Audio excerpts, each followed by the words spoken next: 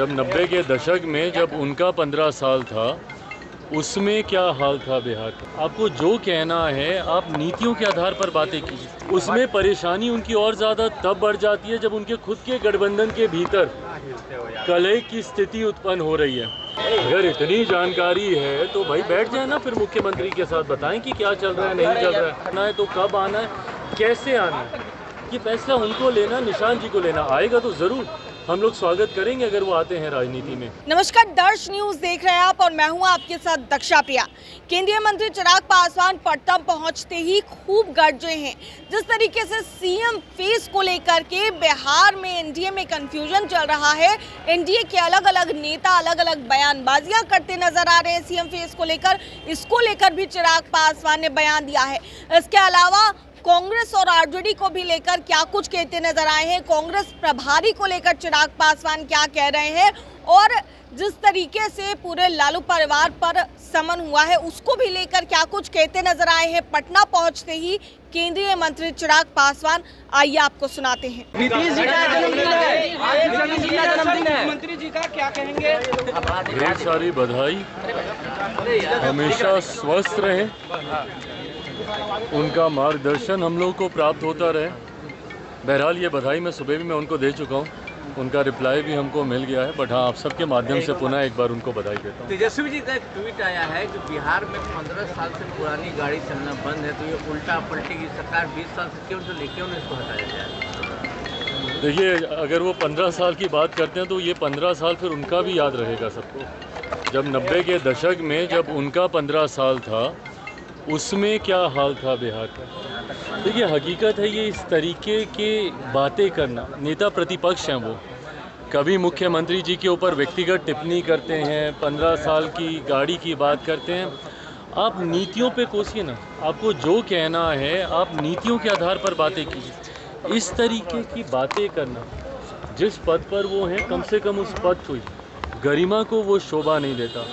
पर बहरहाल मैं इस बात को भी समझ सकता हूँ कि चुनावी वर्ष है और जिस तरीके से हमारा गठबंधन मजबूती के साथ जीत की ओर अग्रसर हो रहा है, जो फीडबैक आ रहे हैं उपचुनाव के, जिस तरीके से परिणाम आए, जिस तरीके से गठबंधन के तमाम नेता एक साथ पूरे प्रदेश का भ्रमण कर रहे हैं, हर दल के सारे प्रदेश अध्यक्ष, 5 दल के प्रदेश अध्यक्ष एक साथ बिहार के हर एक ज़िले में जाकर संगठन की मजबूती देने का कार्य कर रहे हैं। इन तमाम बातों से परेशानी विपक्ष को ज़रूर है।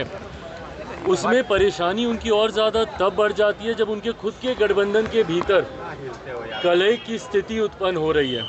जिस तरीके से कांग्रेस और राजद के भीतर बातचीत का एक अभाव अब देखने को मिल रहा है, जिस तरीके से कांग्रेस के नए प्रभारी आए, वो जिस तरीके से पहले कांग्रेस उनके सामने नतमस्तक रहती थी, इस बार संभवतः कांग्रेस उस भूमिका में शायद नहीं हो।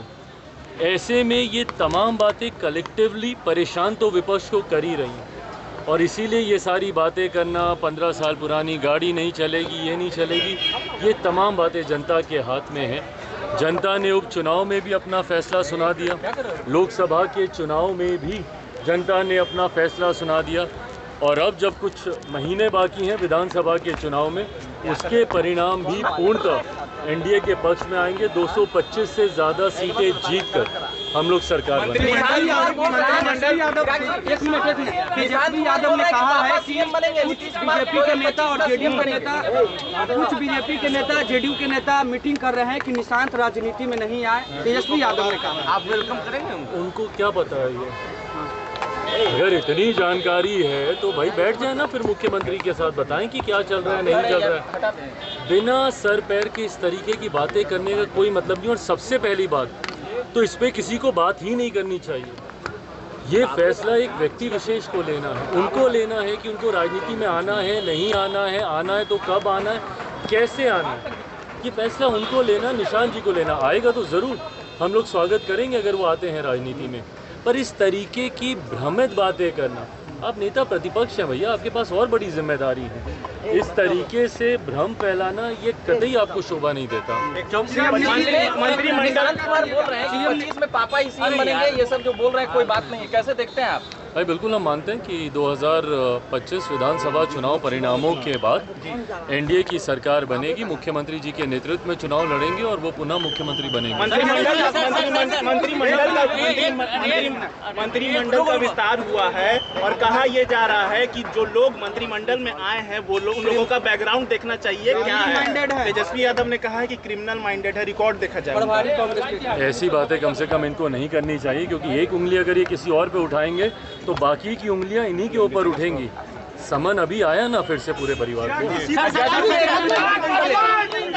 तो सुना आपने क्या कुछ कहते नजर आए चिराग पासवान, जिस तरीके से वो फिलहाल हमलावर नजर आए, क्योंकि बिहार विधानसभा का चुनाव है और जाहिर है कि बिहार विधानसभा चुनाव के समय में तमाम जितनी भी पार्टियां हैं वो अपनी पकड़ मजबूत करने के लिए बिहार में काम कर रही है और इसी क्रम में कांग्रेस ने भी अपने प्रभारी को उतारा है, कृष्णा अल्लावरू को उतारा है मैदान में और वो लगातार एक्टिव नजर आ रहे हैं। इसके अलावा सीएम फेस की जो बात हो रही है कि बिहार में साल 2025 के बिहार विधानसभा चुनाव में सीएम फेस आखिर कौन होगा, इसको लेकर भी चिराग पासवान क्या कुछ कहते नजर आए हैं, आप सुन रहे थे। कैमरा पर्सन शशि के साथ मैं दक्षा प्रिया, दर्श न्यूज पटना।